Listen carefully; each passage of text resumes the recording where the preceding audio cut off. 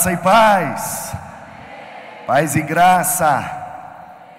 Graça é paz e paz é graça. Louvado seja Deus. Que festa linda, hein? Coisa linda. Muito bom estar aqui com vocês. Muito bom mesmo. Eu não conheço, acho que nenhum de vocês, talvez um ou outro que veio lá do Espírito Santo. Já tive pregando nas igrejas da Pioneira lá no Espírito Santo, então pode ser que um ou outro aí do Espírito Santo a gente se conheça, mas a maioria esmagadora aqui não me conhece e eu também não conheço. Nós vamos ficar aqui até sexta-feira e eu espero que a gente saia daqui se conhecendo melhor. Então eu gostaria de, logo no início, já que você não me conhece, eu não vou ter tempo de sentar com todos para conversar, então eu gostaria de já começar me apresentando mesmo, contando para você como começou a minha história com Jesus. Eu nasci numa cidade muito pequena, de 6.000 habitantes, e hoje ela tem em torno de uns 8.000 habitantes. A cidade se chama Tombos, é isso mesmo, Tombo, por causa da cachoeira. Lá tem uma cachoeira muito grande, então tem 3 quedas, só que mineiro não fala queda, mineiro fala tombo, então é a cachoeira dos 3 tombos, e aí o nome da cidade ficou Tombos. Eu nasci lá, e cresci sem pai, meu pai foi embora, eu era bebê, eu vi o meu pai pela primeira vez, eu tinha 10 anos de idade, então, crescendo sem pai, minha mãe casou-se novamente, várias outras vezes, tenho mais 2 irmãos, de outros casamentos, e minha mãe continuou casando, e eu tive vários padrastos. E um tempo atrás, um menino foi no gabinete conversar comigo, a mãe dele marcou, e ele chegou lá, e o problema dele é que ele não queria respeitar o padrasto dele. E estava dando problema dentro de casa.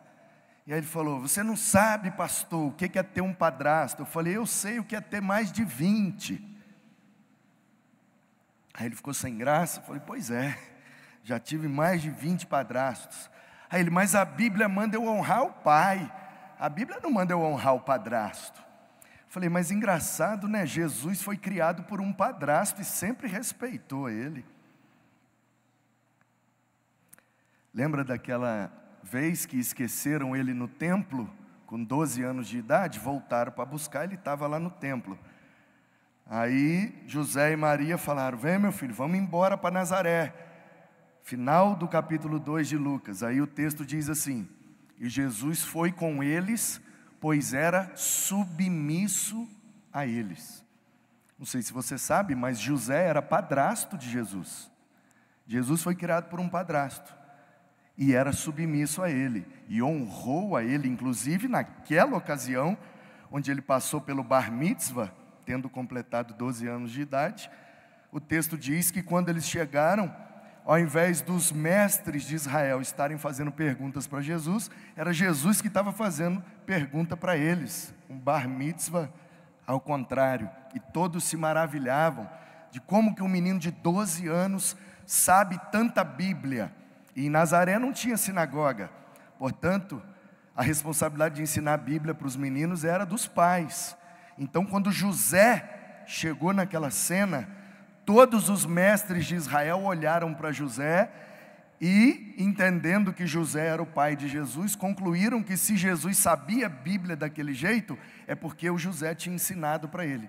Então, Jesus, mesmo sendo criado por um padrasto, honrou e gerou honra na vida de José, mesmo não sendo pai biológico dele. Então, eu cresci assim, não conhecia Jesus, não tinha Jesus como referência, então eu fiquei muito rebelde, e com 9 anos de idade, eu comecei a experimentar tudo que não prestava, de beber, de cheirar, de fumar, de vender, de comprar, de levar, de trazer, tudo que você imagina do que não presta, eu comecei a experimentar com 9 anos de idade, fui progredindo, e me envolvendo cada vez mais com aquelas coisas muito erradas. E aí, a gente fez uma bagunça lá na cidade, a gente queria comer fruta, porque eu era muito pobre, e eu só comia maçã quando minha tia rica vinha passar o Natal na casa da minha avó e trazia maçã. Então, comia um pedacinho de maçã no Natal. E aí eu descobri que um homem rico lá da cidade, promotor de justiça, tinha pés de várias frutas no quintal dele, um dos pés era de maçã. Então a gente programou para invadir o quintal dele, para comer maçã de madrugada, e ele tinha uns cachorros Doberman. E aí um amigo trabalhava na farmácia de entregador, e ele descobriu lá que uns remédios botava para o cachorro comer, e o cachorro desmaiava. E aí a gente pegou umas pelancas no açougue, botou os remédios, os Doberman comeu, desmaiou, a gente entrou, comeu as frutas, mexerica, aqui vocês chamam bergamota, né? Então, mexerica e maçã com folha, maçã verde, maçã podre, tudo que tinha, nós pegando, comendo, rindo, zoando. E aí descemos o morro lá para o outro lado, saímos no quintal de uma dona lá e fomos embora. E aí, quando o promotor de justiça da cidade acordou, ele foi ver, os cachorros estavam mortos. Então, sem querer, a gente matou os Doberman do homem, e o homem ficou doido. Por quê? Porque o cara é promotor de justiça, ele manda prender um monte de bandido. De repente, os cachorros de guarda dele amanhecem mortos, ele entendeu que eram alguns bandidos mandando um recado para ele. E aí ele acionou a polícia e vamos investigar quem matou meus cachorros, entraram na minha casa e tal, e virou uma investigação. E eu lá na escola, de repente, manda chamar, Manu, vem cá. E aí eu fui lá, minha mãe me esperando, foi me dando uma coça até em casa, me batendo, o que foi? Aí chegou em casa, ela, mas você é muito burro, mas você e tal. E aí eu fazia tanta coisa errada que eu já nem sabia mais por que eu estava apanhando. E aí ela virou e falou assim, você é burro, você nem para botar um boné nessa cabeça, seu menino burro. E aí eu parei e falei, peraí, eu estou apanhando porque eu não estou de boné? Ela, porque você foi roubar fruta lá no quintal do doutor Dilermando e desceu pelo quintal da fulana e a polícia investigou e a fulana viu que ouviu um barulho de madrugada. Quando ela foi ver, era um monte de menino correndo, mas tinha um lourinho lá no meio. E eu era o único loiro da cidade, meu irmão. Então só podia ser eu. E aí minha mãe falou, você não pode mais ficar aqui, que vazou a notícia aí que vão te mandar para a FEBEM. Então vamos sumir com você daqui. Já um amigo lá da rodoviária e 10 mil cruzeiros no bolso, uma certidão de nascimento, 3 mudas de roupa. Eu entrei num ônibus Tombos, Rio, e fui parar no Rio de Janeiro, com 11 anos de idade. E minha mãe ligou para minha avó, que morava em Resende, no Rio de Janeiro. Avisa o alemão, que é meu pai, para ir buscar o filho dele na rodoviária lá no Rio, porque fez besteira aqui, para não ser preso. Nós botamos ele num ônibus aqui, ele está indo para o Rio. Manda o alemão buscar ele lá na rodoviária do Rio. E aí eu cheguei na rodoviária do Rio, meu pai veio me buscar. Cadê meu pai? Cadê? Fiquei na rodoviária, 1 dia, 2 dias, esperando. Aí, de repente, aparece lá o galegão. Meu filho, barbudão, cabelão, hippie. Sabe hippie que vende pulseira, artesanato? Meu pai é desse naipe aí. E aí ele chegou, vem meu filho, não sei o que e tal. Aí me pegou, levou para a casa da minha avó, lá no interior do Rio. E de lá a gente foi para o interior de São Paulo. E ele falou, tem um negócio bom para te levar, que está começando um projeto de basquete, lá em Bauru, você vai jogar basquete e tal. E aí eu fui. Só que aí chegou lá, meu pai descobri que ele estava casado com a outra mulher, e a mulher tinha já ganhado um outro filho. Então já tinha um irmão, um bebê. E aí eu cheguei lá e a menina era nova, universitária, engravidou sem querer, e uma confusão danada. O pai dela, fazendeiro, botou ela para morar na roça, e botou meu pai para trabalhar na roça, e a menina com 19 anos, e tinha tudo na vida, agora estava morando na roça, numa casinha velha lá, e ela ficou revoltada e começou a me maltratar. E aí no meio daquela confusão, um dia eu briguei com ela, e aí ela falou, se você quiser ficar comigo, tem que mandar esse menino embora. Tem um detalhe importante que eu esqueci. O meu apelido lá em Tombos era Diabo Louro. E aí, ela falou, esse menino é um diabo. Falei, poxa vida, eu saí de Tombos, não queria mais ser o diabo louro. Mas enfim. E aí meu pai me botou no ônibus, e aí volta, você vai para São Paulo, de São Paulo para o Rio, do Rio para Tombos. E vai eu de volta, quando eu cheguei na rodoviária do Rio, liguei para minha avó lá em Tombos, perguntando, né? O ônibus ia demorar muito, só ia sair de noite, se estava tudo bem, se eu já podia voltar, como é que estava a situação lá na cidade.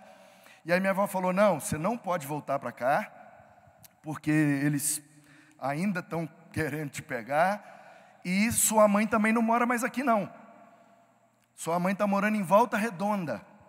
Aí eu, meu Deus, onde é Volta Redonda? É aí no Rio, procura saber aí, e ao invés de comprar passagem para Tombos, compra para Volta Redonda. Ela está morando em cima do fliperama do bairro Aterrado. Ok, peguei o ônibus, fui para Volta Redonda, saí andando, procurando o bairro Aterrado, achei o tal do fliperama, subi no prédio perguntando, e achei lá a kitnet onde minha mãe estava morando, com meu irmão, com uma menina que ela trouxe para ajudar. E ali, aquele bairro e aquele fliperama, era onde acontecia a criminalidade da região. Então, morando ali, em cima do fliperama, eu acabei convivendo com aquele pessoal lá, e foi aí que eu enfiei o pé na jaca mesmo de vez. Mas continuei jogando basquete, e fui competindo e tal, e indo até bem, mas sempre envolvido com umas coisas erradas. E aí, depois de um tempo, eu comecei a andar de skate, e continuei jogando basquete, andando de skate, e isso me afastava um pouco das coisas erradas, mas eu morava lá, estava sempre envolvido. E aí, o tempo foi passando, eu tinha 16 anos de idade, e eu nunca tinha entrado em nenhuma igreja. Nenhuma. De nenhum nome, de nenhuma denominação, de nada. Não só a igreja, eu nunca tinha entrado em nenhum ambiente religioso ou espiritual. Nunca, na minha vida. Minha avó me botou para fazer primeira comunhão lá, para fazer o catequese, catecismo. E eu fui na primeira aula, e Dona Gertrudes, que dava aula lá, me expulsou da sala, mandou embora. Minha avó veio brigar comigo, eu falei que ela tinha expulsado. Aí minha avó foi lá brigar com a Dona Gertrudes. Dona Gertrudes falou com a minha avó, Dona Dorinha, minha avó chama Eliodora, então o apelido dela é Dorinha. Ô Dorinha, esse menino da senhora não precisa de catecismo não, ele precisa de exorcismo. Esse menino é o capeta, Dorinha, não tem condição de ensinar nada para esse menino. Aí minha avó brigou com ela, deu confusão, nunca mais voltei. Mas não era na igreja não, era numa salinha que tinha lá. Então, continuei sem entrar em igreja nenhuma. Aí, um belo dia, eu com 16 anos de idade, outubro de 1998, eu estava sentado no banco de uma praça, Memorial Zumbi, em Volta Redonda, no Rio de Janeiro. Vários amigos andando de skate, e eu não estava andando aquele dia, porque eu tinha machucado o pé, estava de bermuda, chinelo, camiseta, um boné para trás, o olho bem vermelho, já tinha usado tudo que tinha direito, e estava lá sentado, a galera andando, e eu ali viajando, pá. De repente, chega e senta um cara do meu lado. E aí ele sentou e falou, e aí, Manu, beleza? Quando eu olhei, era um cara, cabeça raspada, barba feita, camisa de botão, calça social, um livro preto na mão. Aí eu olhei e pensei assim, deve ser esses caras chatos aí, negócio de Jeová, esse chatão aí. Aí o cara, e aí, Manu, beleza? Aí esticou a mão. Eu falei, como é que você sabe meu nome? Aí ele, que isso, mano, não está me reconhecendo? Ele falou isso, eu percebi quem era, pelo jeito dele falar, eu, caraca, Michel! Aí ele, não, eu sou o André. Deixa eu te explicar, esse amigo meu, o nome dele era André. Mas a gente andava de skate, e tinha um cara playboy lá, que a gente ia chamar ele de vez em quando para andar com a gente. E a mãe dele não gostava que ele andava com a gente, com toda razão. Aí um dia a gente foi, esse amigo André tocou o interfone, e a mãe desse amigo, o apelido dele era Chanel, porque ele tinha um cabelo lisinho, ele botava para trás da orelha assim, ó. A gente chamava ele de Chanel. Aí tocou o interfone para chamar o Chanel, a mãe do menino atendeu, ela era muito brava. É o quê? Quem é? E aí o André ficou com medo, travou com medo da mãe do Chanel, ela perguntou, quem é? Quem é? Aí de medo ele falou, é o Michel. Inventou um nome doido lá, Michel. Aí ele não está aqui não e tal, aí ele saiu. Aí a gente começou a zoar ele aquele dia, entendeu? Michel, ficou com medo da mãe do Chanel. Aí pronto, virou zoeira. Daquele dia em diante, aquela galera que estava naquela situação, não chamava ele mais de André, só chamava de Michel. E eu chamo ele de Michel até hoje. Aí eu olhei, caraca, eu não falei caraca não, mas é o que pode hoje. Michel, aí ele falou, não, eu sou o André. Falei, qual é, rapaz? Aí ele, não, porque Deus nos chama pelo nome. Aí eu, você tá maluco, rapaz? Você tá indo aonde? Aí olha só o que eu entendi. A pessoa que usa droga é complicado. Eu entendi, porque já estava anoitecendo e a gente ia para as baladas todo dia uma diferente. O que eu entendi? Que ele estava fantasiado de testemunho de Jeová, e a gente ia numa festa fantasia, e ele estava fantasiado, eu falei, caraca, ficou igualzinho, velho. Aí ele, igualzinho o quê? Eu falei, os caras de Jeová, tá igualzinho, cara, os crentes, onde que é a festa? Ele falou, festa nenhuma não, cara, eu estou indo na igreja e quero te chamar para ir comigo. Eu falei, você tá doidão, Michel, você é maluco, que igreja, cara? Aí ele falou, domingo, lembra que sábado a gente foi naquela festa, tal, depois você foi para sua casa, a gente pegava o mesmo ônibus, eu morava num ponto final, ele morava no outro. Pegava o mesmo ônibus, eu descia, ele seguia. Eu desci na minha casa, fui dormir, de sábado para domingo, já domingo de manhã. Ele desceu no ponto lá do bairro da casa dele, e foi na padaria tomar um café para dormir, comer alguma coisa lá.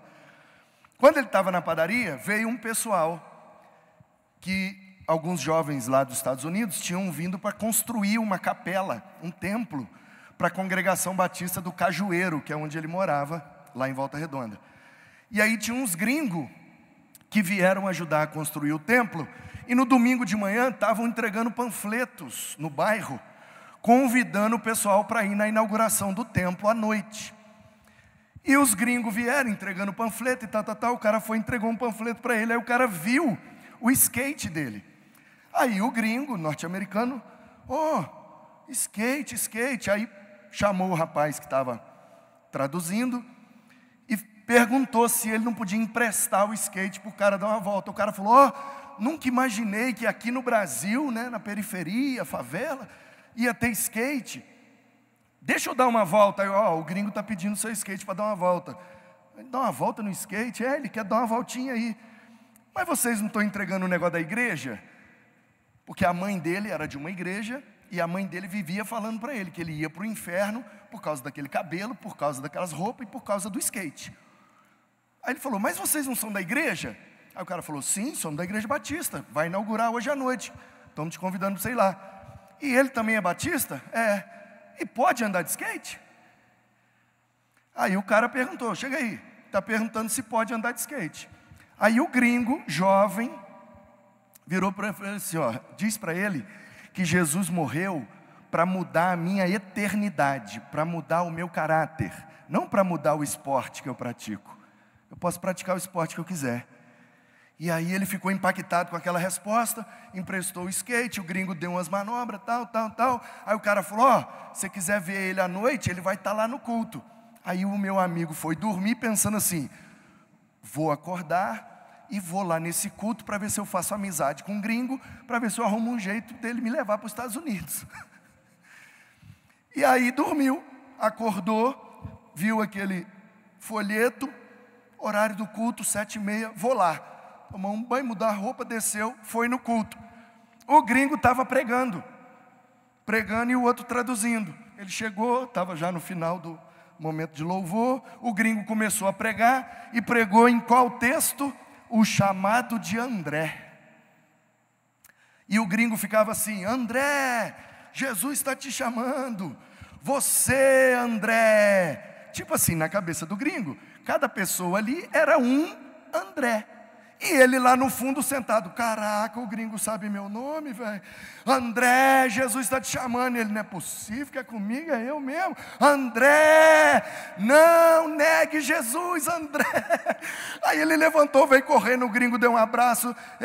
Aí o líder da congregação puxou ele de lado, pegou os dados dele, deu a ele um cartão para ele preencher e falou, você sabe onde fica o Colégio Batista? Lá na Vila Santa Cecília. Do lado tem uma igreja batista central, de Volta Redonda.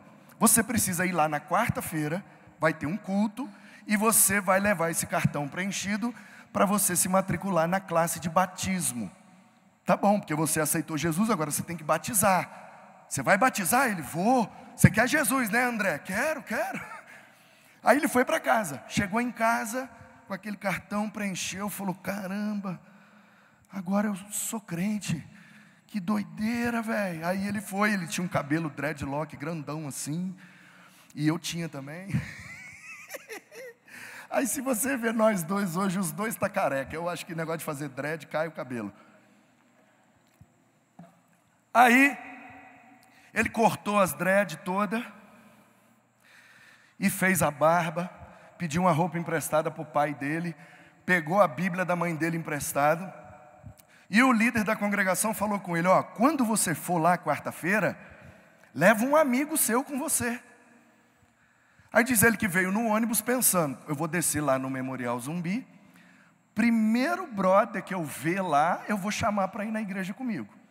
Ele desceu, era eu o primeiro. Ele sentou, e aí a gente estava naquele impasse, ele chamando para ir para a igreja, e eu dizendo que a igreja era o último lugar que eu seria bem-vindo. Porque eu era expulso da escola, eu era expulso do clube, eu era expulso dos bailes. O diabo louro vai ser aceito na igreja?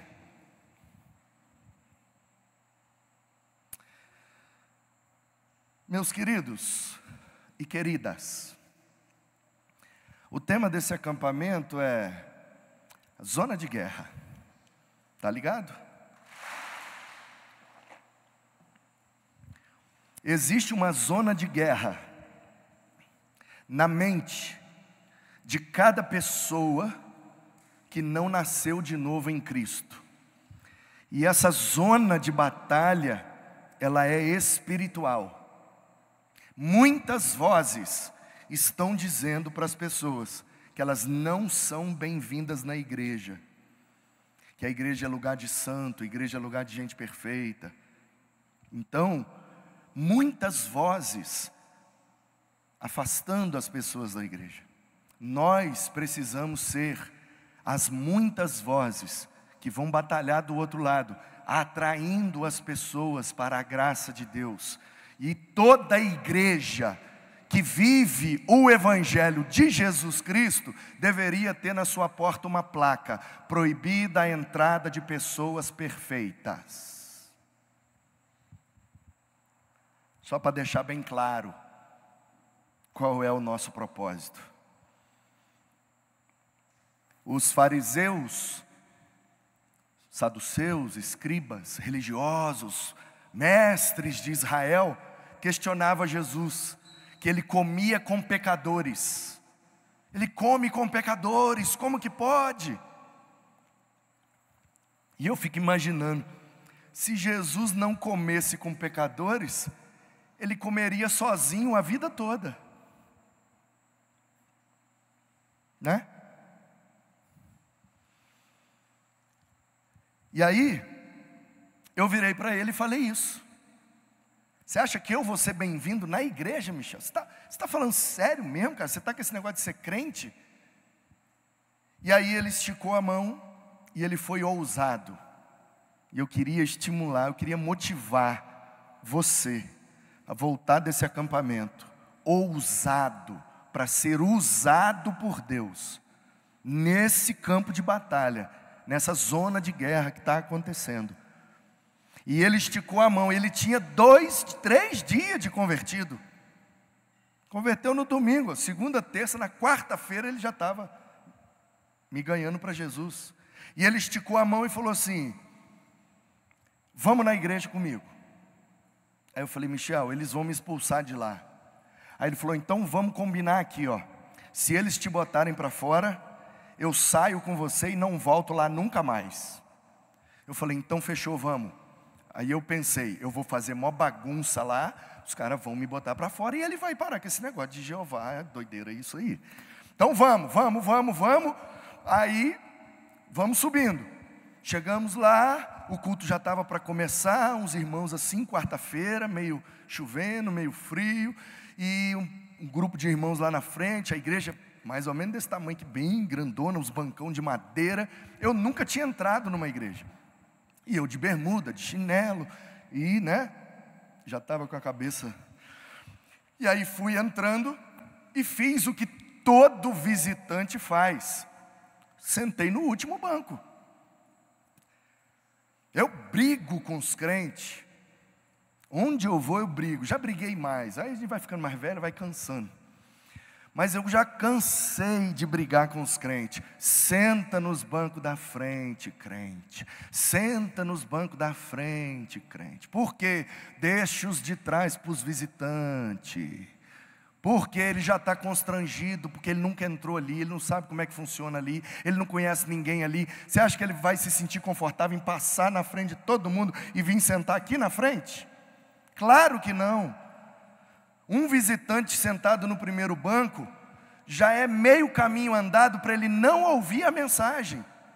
Ele não está ouvindo nada, ele está sentado ali pensando, acaba logo para eu ir embora, acaba logo para eu ir embora. Ninguém olha para mim. Será que esse pastor vai mandar eu levantar? Vai mandar eu levantar a mão? Será que ele vai me pedir dinheiro? O que vai acontecer? Ai meu Deus do céu, meu Deus do céu. Ele está tão estressado pela situação constrangedora que a gente botou ele, que ele não consegue prestar atenção no que Deus quer falar com ele. Então você, menino, que é crente, em nome de Jesus, volta para a sua igreja, pega seus amigos, tudo, senta lá na frente. E deixa lá atrás para os visitantes. Quando acabar o culto, vocês levantam e olham lá para trás. Se tiver alguém da idade de vocês, vocês correm lá e aí sim vocês vão lá e conversa com ele e faz amizade, puxa e ganha ele para Jesus. Então eu cheguei e entrei lá, o André e eu. E aí começou o culto. E eu nunca tinha ido na igreja, eu estava olhando aquele monte de banco e as janelas tudo colorida e tal. E aí de repente começou a tocar um órgão. Aí eu estranhei, eu já estava meio doidão, e eu tentando entender, caraca, então assim que é a igreja, então isso que é a igreja e tal. E aí o pastor entrou por trás assim, tinha uma parede, aí ele surgiu de terno, gravata, um púlpito, com o microfone preso, ele veio, ajeitou o microfone, aí fez assim com a mão. Aí todo mundo levantou. Aí ele falou, quero saudar a igreja com a gloriosa, inefável, magnânima, blá, blá, blá, graça do Senhor Jesus. Aí a igreja respondeu, dividindo vozes assim, amém. Aí eu, caraca, Michel, o coroa tem o poder, velho. Aí ele, cala a boca. Eu falei, você não viu não? Aí ele fez assim, todo mundo sentou. Aí eu fiquei com aquela sensação de que estava ensaiado, eu não vim no ensaio, eu não sei o que é para fazer. Aí eu, Michel, e aí agora? Eu não sei rezar não. Ele, cala a boca, velho. Aí começou a cantar, firme nas promessas do meu Salvador. E foi cantando, aí ele falou, agora nós vamos dividir em duplas de oração. Aí os irmãos saíram em dupla assim, as irmãzinhas do cabelo roxo, E eu, Michel, não sei rezar não. Ele, cala a boca, velho. Fecha o olho e cala a boca. Aí eu ficava abrindo assim, que eu queria ver, eu nunca tinha visto. Aí, quando eu estava tentando ver os irmãos orando, eu senti um bafo quente aqui assim. Aí eu falei, nossa Deus. Aí quando eu olhei, depois que eu fui descobrir, era um diácono. Que lá tinha os diáconos de plantão. E era os irmãos que ficavam na porta, o templo era grandão assim, tinha 3 portas gigantes, e ficava um em cada porta, diácono de plantão, tomando conta. E tinha, eu não sabia, mas depois eu descobri, que no hall de entrada do templo, antes de fato entrar lá onde estavam os bancos, tinha uma mesa, uma decoração, e tinha um quadro lá. E o quadro era os 10 mandamentos do templo do Senhor. Não entrarás comendo, não entrarás bebendo, não entrarás mascando chiclete, não entrarás de bermuda, não entrarás de chinelo, não entrarás de boné. Não. Eu estava quebrando 8 dos 10 mandamentos. E o diácono tinha que fiscalizar. Então ele estava indo lá no banco, fungando no meu cangote, porque ele estava doido para me tirar, porque eu estava todo errado. Mas eu tinha um combinado com o Michel, de que se ele me tirasse, o Michel também ia embora comigo e nós não voltava nunca mais. Aí, meu irmão, é que entra o poder da graça de Deus. As garras da graça de Deus seguraram aquele homem. E ele ia lá e me olhava e voltava lá fora. E conversava com o outro e voltava. E eu sentindo aquele cheiro assim, sabe, de enxofre. Mas ainda bem que a Bíblia diz, né, irmão? Resisti ao diácono e ele fugirá de vós. Aí eu não estou sabendo de nada, estou lá. Porque você sabe que na igreja tem umas espécies, né? Principalmente nas batistas. Tem os batistodontes, que é aqueles mais antigos, jurássicos, mas eles são bonzinhos, são vegetarianos.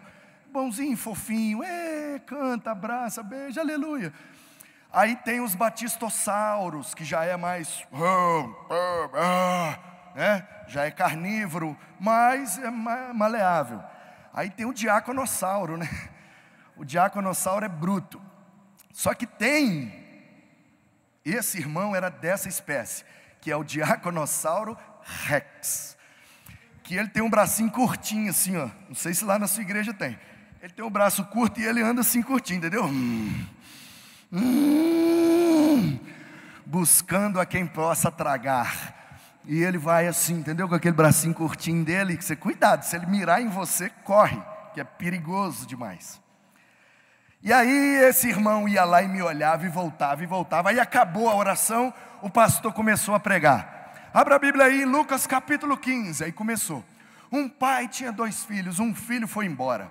E saiu pelo mundo, jovem, e usou droga, e bebeu, abandonou e não tinha pai, e não tinha mais pai, e vivia de forma doida. Aí eu falei, qual é, Michel? Você contou minha vida pro coroa aí, velho? Ele falou, sei de nada não, mano. Eu nem sei quem é esse coroa aí, tô vindo aqui a primeira vez também. Eu falei, o coroa está falando tudo da minha vida. Aí ele, da minha vida também, ué. Aí eu falei, caraca, o coroa é evidente agora. Ele, não sei, velho. Aí o que eu faço? Ele, sei lá, aceita Jesus. Quando o Michel falou, aceita Jesus, pastor Nilson de Márzio, lá da frente, apontou para mim e disse assim, filho pródigo, Deus é o pai que você precisa. Aí eu gelei. Todo entorpecente que estava na minha cabeça saiu na hora. E eu só vi aquele dedo apontado e ele dizendo, filho pródigo, volta para casa que o pai te espera de braços abertos. Ele desceu e abriu os braços. Eu vim correndo lá de trás e dei no meio dele. Quase derrubei o velho, tadinho. Abracei, chorei. O que eu nunca tinha chorado a vida inteira, eu chorei naquela noite. Aí as irmãzinhas batistodonte, do cabelinho de algodão doce, me levaram lá para o canto, numa salinha, me deram o Novo Testamento, né? O mais importante é o amor, da Junta de Missões Nacionais, gratuito. E eu fui embora com aquele livrinho, o livrinho da igreja. Eu não sabia nem que era a Bíblia. Aí procurei o Michel, ele tinha ido embora. Aí beleza, entrei no ônibus, né? Fiquei esperando o ônibus, lendo, filho de Abraão, filho de Davi, filho de Maria, nossa, as historinhas da igreja. Aí eu lembrava mais ou menos da minha avó falar de Maria, do santo, não sei do que. Aí eu fui lendo, não entendia nada. Aí o ônibus chegou, eu entrei no ônibus. E aí quando o ônibus saiu, eu olhei para o, vocês chamam de cobrador, trocador, como é que é? O cara que pega o dinheiro no ônibus, a passagem. Cobrador. Aí o cobrador olhou para mim, aí ele já me conhecia, né? Aí eu com o livrinho da igreja. Aí eu, sem dinheiro. Aí eu falei, rapaz, e agora? Eu não posso mais passar por baixo, porque agora eu sou batista. Aí eu olhei para ele, olhei para o livrinho assim e falei, ai meu Deus, acabei de aceitar Jesus, já vou para o inferno. Aí eu olhei para ele, ele fez assim, vai logo. Aí eu passei embaixo. Aí depois eu descobri que a salvação é um ato e a santificação é um processo. Aí foi bom. Aí eu cheguei em casa, fui para o banheiro, tomei um banho, chorei mais um monte, e lavei, tomei um banho, sabe, banho, aquilo que você não faz há um bom tempo, banho com letra Arial 14, negrito, banho, sabe? Tomei um banho, com 16 anos, tinha mais ou menos uns 3 anos que eu não tomava um banho, meu. E aí ranquei aquelas dread fora, e fiz a barba, e peguei o uniforme, acordei meu irmão, me dá um caderno aí, uma caneta, um lápis, uma borracha, me dá, e tudo doido, o que foi, o que você quer? Me dá um material, e endoidou, me dá. Fui para a escola, quando o segurança abriu o portão, eu estava lá primeiro. Aí ele olhou assim, é você, Manu? Sim, sou eu, bom dia. Aí ele, que bicho te mordeu, rapaz? Você caiu da cama? Não, agora eu sou batista. Aí entrei. Meu caderno, o livrinho, mais importante é o amor. E sentei na primeira cadeira e pá. Aí na quinta-feira, a primeira aula era de uma professora chamada Doralice. A Doralice era coordenadora da escola. E ela dava aula de OSPB, Organização Social Política Brasileira. Antes era moral e cívica, depois é ensino religioso. Aí, eu não conhecia ela da sala de aula, porque eu nunca ia na primeira aula e ela só dava a primeira aula da quinta-feira. Mas eu conhecia ela porque quando os professores me botavam para fora da sala, eu tinha que ir lá para a sala dela. Então ela foi entrando na sala, bom dia. Aí ela passou e olhou. Manu? Bom dia, Doralice. Manu? De banho tomado, de uniforme, com caderno, caneta, na primeira fila. Que bicho que te mordeu? Eu falei, agora eu sou batista. Aí ela deu uma risada, quero ver, só quero ver até quando vai durar esse batista. Aí deu a aula dela, terminou, foi embora. Na segunda aula chegou minha galera, sentaram lá atrás. O tempo foi passando, eles foram percebendo que eu estava lá na frente. Ô Manu, qual é? Aí eu, não, estou de boa. Aí eles foram lá, me pegaram com a cadeira e tudo, me levaram lá para trás. Aí eu peguei a cadeira, galera, valeu, tá? Tá de boa, eu estou na boa, me deixa quieto. Qual foi, velho? Não me deixa que agora eu sou batista. E aí fiquei lá na primeira cadeira. Aí chegou a hora do recreio. Aí a galera, bora Manu, bora. Eu falei, não vou não, porque agora eu sou batista. E aí eles foram embora e eu, Deus é o pai que eu preciso. E aí saiu todo mundo, eu falei, meu Deus, é difícil esse negócio de ser batista. Aí eu olhei para o meu lado, tinha um menino do meu lado, Dimitri. E o Dimitri sofria muito bullying, principalmente de mim. Você está rindo, gente? Bullying é coisa séria e triste. É para rir não, é para chorar. É sério. Muito ruim, muito errado. Me arrependo demais. E aí eu olhei para ele assim e falei, Dimitri. Aí ele tomou um susto. Se você morresse hoje, você ia para onde? Ele, eu não sei, velho. Para onde? Você morreu agora, morreu. Para onde você vai? Ele, para o cemitério. Não, velho. Para o céu ou para o inferno?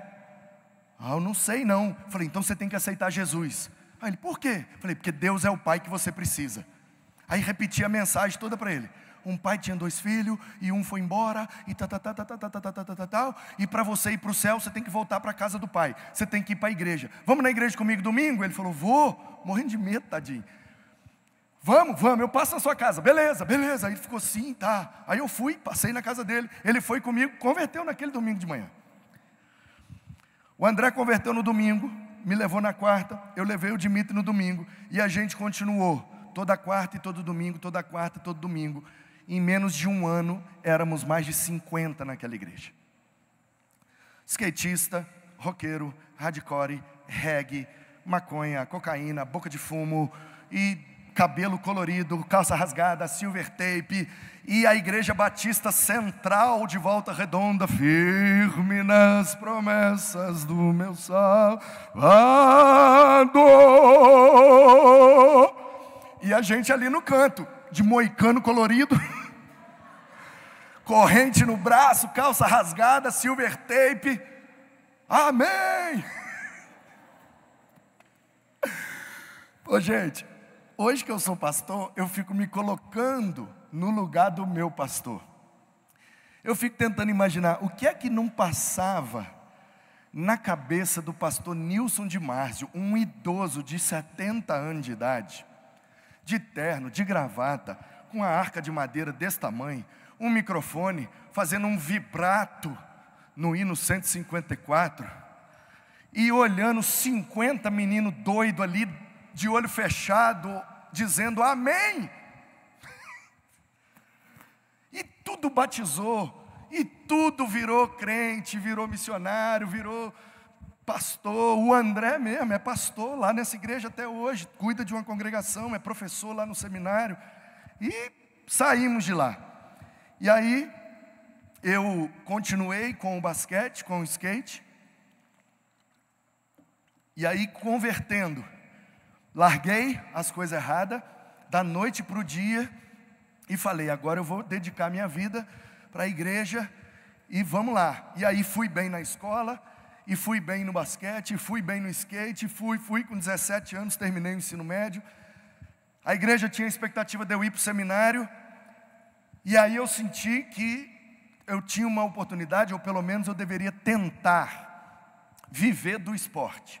E aí eu falei, eu vou para São Paulo, vou tentar, se eu conseguir um time para eu jogar, ou um patrocínio para eu andar de skate e tal e tal. Aí cheguei em São Paulo, com 17 anos, em 99, e fui lá e fiquei 4 anos. E acabei profissionalizando no skate, e vivi do skate 4 anos em São Paulo, de 99 a 2002, e aí continuei crente na igreja, congregando, e fui avançando, e aí reencontrei a minha esposa, numa história maravilhosa, que hoje não dá tempo de contar. A gente se reencontrou, que eu conheci ela, eu tinha 10 anos, e ela tinha 14. E a gente estava jogando bola, a bola foi parar lá onde ela estava, aí eu fui correndo lá, buscar a bola.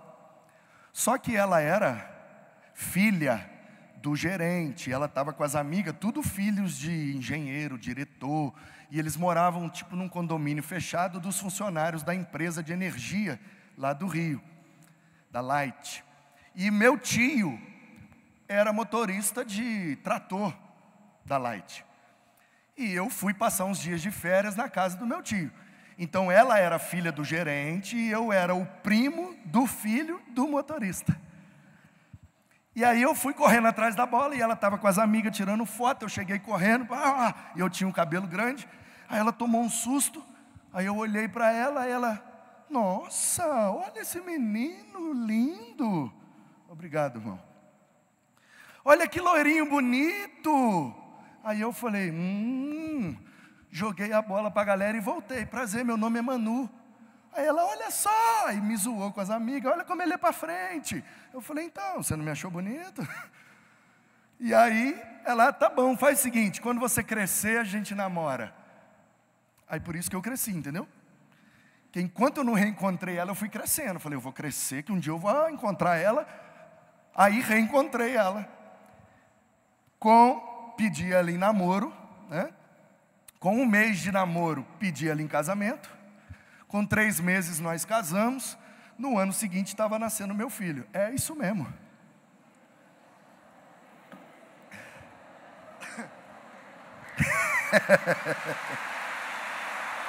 É, meu irmão.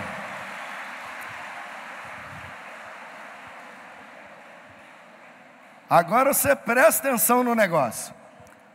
O diabo louro quer casar cedo para não pecar. E o crente que vem no canseca quer ficar brincando de coisa que não pode.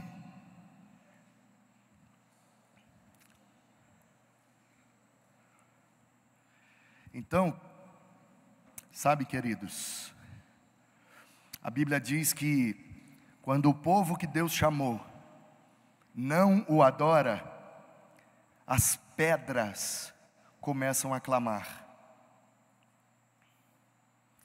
Um monte de filho de crente na igreja, só fazendo o que não deve. Aí Deus começa a pegar uns diabo louro, para viver no propósito dele, e falar para os filhos do crente, como é que vive sendo crente. Entendeu? É isso. Era para eu estar lá até hoje, andando de skate, fumando maconha, e não ia conhecer nenhum de vocês. Só que vocês não querem ser crente. Aí Deus falou, vou pegar esse diabo louro aqui, vou dar uma lavada boa nele e vou botar lá para poder os meninos ver. Está vendo como é que eu faço? É assim que eu faço, filho de crente. Cria vergonha na cara e vai ser crente.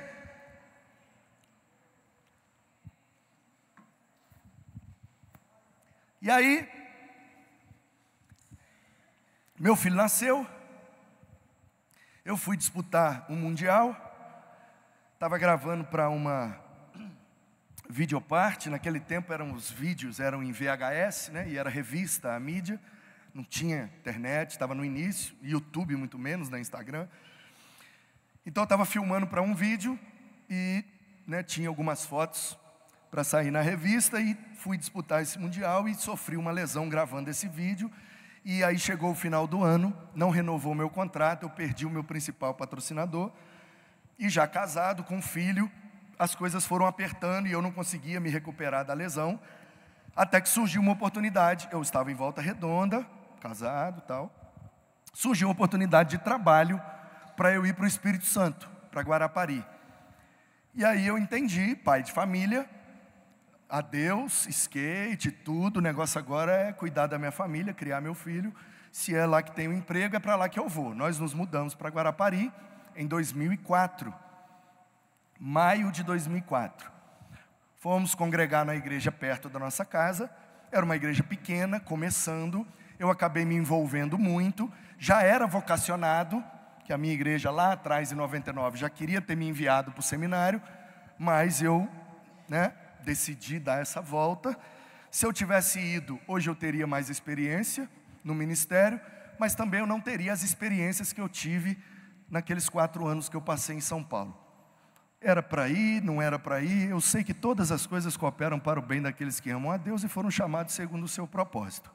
Então Deus me levou para Guarapari, e no envolvimento com a igreja, a vocação voltou a despertar, e a igreja foi me empurrando para o seminário. Você tem que ir, você tem que ir, você tem que ir, e me botando eu para pregar, para dirigir congregação e tal, e dar aula de EBD, e vamos, e adolescente, jovem, Aí, 2008, eu vou para o seminário, 2011 eu formo, já estava cuidando de uma congregação, fiz o concílio, fui consagrado, 15 de dezembro de 2012, com 29 anos de idade, comecei a cuidar daquela congregação, e Deus abençoou demais, irmão, demais.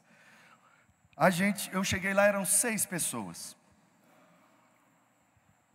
aí eu fiz uma reunião, eu escrevi um projeto para o pastor, presidente, e falei, pastor, eu queria trabalhar desse jeito. Ele olhou o projeto e falou, pode fazer, Manu. E aí eu reuni o pessoal da congregação, falei, irmãos, nós vamos trabalhar desse jeito. Tá. 3 irmãos levantaram e falaram, vai ser desse jeito aí? Vai. O pastor está sabendo? Tá. Então nós vamos embora. Aí saiu 3, e eu fiquei assim, meu Deus. Aí os 3, eu, minha esposa, meu filho, e mais 3 irmãos. Aí eu falei, então você é líder da cozinha, você das crianças, você dos adolescentes, você da música. Nós vamos começar nós, então vamos. Aí liguei para o pastor, falei, pastor, não sei se o meu chamado é ministério pastoral, não. Ele, que é isso, rapaz? Você nem começou ainda? Eu falei, não, porque eu fiz a reunião lá, mostrei o projeto, e eu já perdi metade da igreja. Ele, que é isso, mano? Eu falei, tinha 6, 3 levantaram e foi embora. Aí ele, qual 3 que foram embora? Eu falei, fulano, ciclano e beltrano. Aí do lado de lá ele gritou, aleluia! Aí eu, que é isso, pastor? Você está doido? Aleluia? Eu falei que foram embora. Ele, meu filho, primeira lição do ministério, nem toda perda é prejuízo, às vezes é livramento. Então você que está aí, achando que você perdeu, nem toda perda é prejuízo, às vezes é um livramento. E aí nós começamos. Em 2 anos aquela congregação já estava com cerca de 80 pessoas, batizando e chegando e ganhando e expandindo, e vamos, aleluia, glória a Deus e tal, e Deus abençoando demais aquilo. Acabei indo para a primeira igreja batista de Guarapari, depois fui para Vila Velha, fiquei 8 anos na igreja batista Guaranhuns, na praia de Itaparica, em Vila Velha, no Espírito Santo. E aí, nesse meio tempo, eu já pastoreando e tal, fui passar uns dias de férias, estava na casa da minha sogra, em Volta Redonda, e a gente foi lá no supermercado comprar uns negócios. Minha sogra gosta de umas coisas exóticas, umas frutas diferentes, os negócios, e a gente estava olhando lá umas frutas diferentes, tentando entender a diferença de cada fruta, que eu também gosto de experimentar. E aí foi chegando uma senhora e tal, e aí a gente perguntou se ela sabia, ela falou que não, aí de repente a minha sogra puxa assunto do nada com todo mundo. Aí eu fiquei olhando ela conversando com a minha sogra, aí eu, da onde eu conheço a senhora, hein? Aí ela, meu filho, eu conheço tanta gente me conhece, deve ser de alguma escola. Aí eu falei, de alguma escola? Talvez você foi meu aluno, eu tive muitos alunos aqui em Volta Redonda, agora eu estou aposentada. Eu falei, mas eu conheço a senhora, quais os colégios que a senhora dá aula? Ela começou a falar. Aí eu falei, Doralice! Aí ela, sim, sou eu. Falei, você não está me conhecendo? Aí ela, não, meu filho, você me desculpa, é muito aluno. Aí eu falei, a senhora lembra que um aluno da senhora virou batista? E a senhora perguntou para ele um dia se ele não tinha Bíblia, porque ele só ficava com um livrinho, que ele falava que era o livrinho da igreja de capa branca.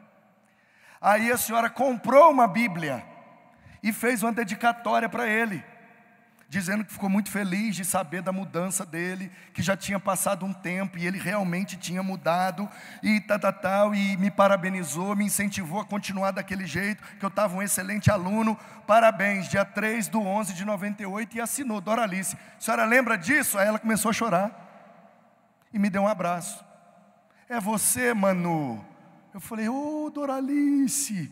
Aí ela, meu filho, como você está careca. Falei, pois é, esse negócio de ser batista, a gente perde os cabelos. Aí ela, meu filho, que coisa boa, achei que nunca mais eu ia te encontrar, você sumiu. O que você está fazendo da vida? Eu falei, eu sou pastor. Ela, sério? Eu falei, batista. Menino, que bênção, você é pastor? Sou pastor. Ela, ai, mas eu tenho que te contar então um negócio. É mesmo, Doralice? Ela, meu filho, eu sou muito grato a Deus por sua vida. Eu não sei se você lembra, eu andava com os cordão e tal. Eu falei, eu nem reparava não. Ela, pois é, eu era daquela matriz religiosa, diferente e tal. E depois que você chegou na escola com aquele negócio de eu sou batista, sou batista, sou batista, aquilo mexeu comigo. Eu falei, gente, esse menino mudou mesmo. Como é que pode? Aquele capeta agora virou um anjo. E aquilo mexeu comigo. E aí tanto que eu comprei aquela Bíblia, eu falei, eu tenho que incentivar esse menino. Esse menino não assistia aula, não tinha nada, nem caderno, nem nada, só fazia bagunça, usava droga. Agora o menino está estudando, está anotando, está tirando nota boa, eu tenho que incentivar. Eu te dei aquela Bíblia para te incentivar como professora, que quer incentivar um aluno para ele ir para o caminho certo. Só que o meu casamento estava destruído.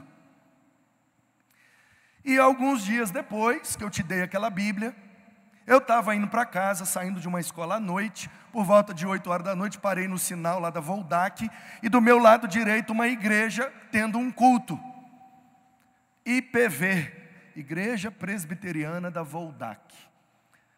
Ela hoje continua IPV, só que agora ela chama Igreja Presbiteriana Viva. Você entendeu? Ela parou no sinal e estava cantando um hino. Eu acho que era o Firme nas Promessas. 154 do cantor cristão. Aleluia. Ela ouviu o hino e pensou assim, ó.